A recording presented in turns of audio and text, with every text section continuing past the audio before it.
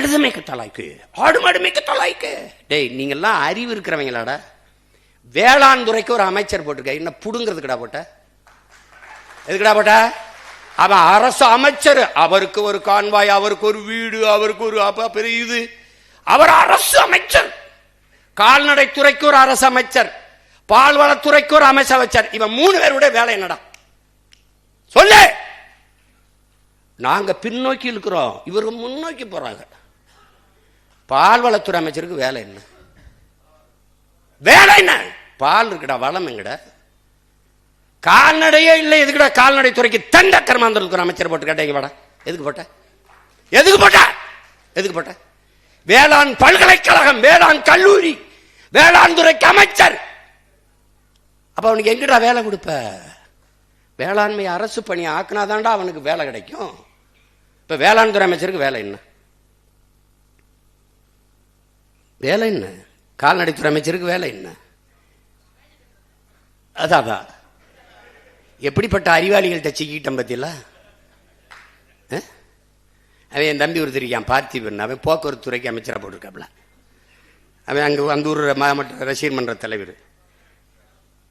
Volvo bus உரிமையாளர்கிட்ட போய், நீ தாண்டா ஓட்டுறாத, வால்வோ பஸ் கவர்மெண்ட் தாண்டா ஓட்டுது, அது நீ தம்பி சாப்பிட்டு வந்திருக்க, நான் பசுவோடு இருக்கேன். அது இல்லையே அவர் சொல்றதுக்கு, இது இல்லையே பதில். அது முன்பதிவு செஞ்சவங்க எல்லாம் விட்டுட்டு இங்க காத்திருந்தவங்களை ஏத்தி விட்டேன் அப்படின்னு. எப்படி இருக்கு? பாட்டலுக்கு 10 ரூபா, பாட்டலுக்கு 10 ரூபா, பாட்டலுக்கு 10 ரூபாய்ன்ட்டு அதிகாரத்துக்கு வந்தோன்னா பாட்டலுக்கு 10 ரூபா அப்படிலாம் கிடையாது. அதெல்லாம் நிறுத்த முடியாதுங்க. ஒரே நாள் சினிமா மாதிரிலாம் முடியாது. யார்? அமைச்சர். வியாக்கியானம் இல்ல, அங்க ஊழியர்களுக்கெல்லாம் அவர்களுக்கு காசு செலவுக்கு இந்த பாட்டில் எடுத்து வைக்கிறது, அதுக்கெல்லாம் அது 10 ரூபாய்க்கு வித்தாத்தான் அப்படின்னு. இவ்வளவு தர்ம நியாயத்தை உங்காலும் சொல்லலப்பா. மதுரையில் பேசும்போது நம்முடைய மாண்புமிகு முதல்வர் ஐயா அவர்கள், இந்த மீனவர்கள் இதற்காக நீங்கள் மோடிஜி நீங்கள் கச்சத்தீவை மீட்டு கொடுத்துருந்தா அது போதும்.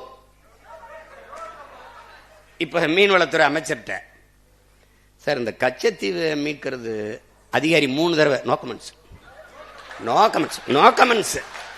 அமைச்சர், அது இப்ப நம்ம பேச தேவையில்லை, நோ கமெண்ட்ஸ். ஏண்டா நோ கமெண்ட்ஸ் சொல்றதுக்காடா இவ்வளவு பேர் கிளம்பி வந்தீங்க?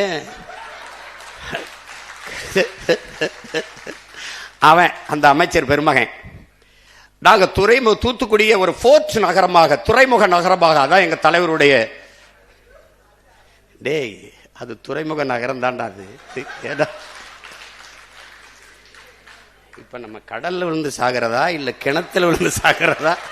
எங்க எந்த பக்கம் போறது? எங்க பார்த்தாலும் முட்டிச்சந்து மூத்திரச்சந்தாரு. கருமம் கருமம். பிளே ஸ்டோர் மற்றும் ஆப் ஸ்டோரில் இருந்து பாலிமர் செயலியை QR கோடு மூலம் பதிவிறக்கம் செய்யுங்கள். செய்திகளை உடனுக்குடன் பெறுங்கள்.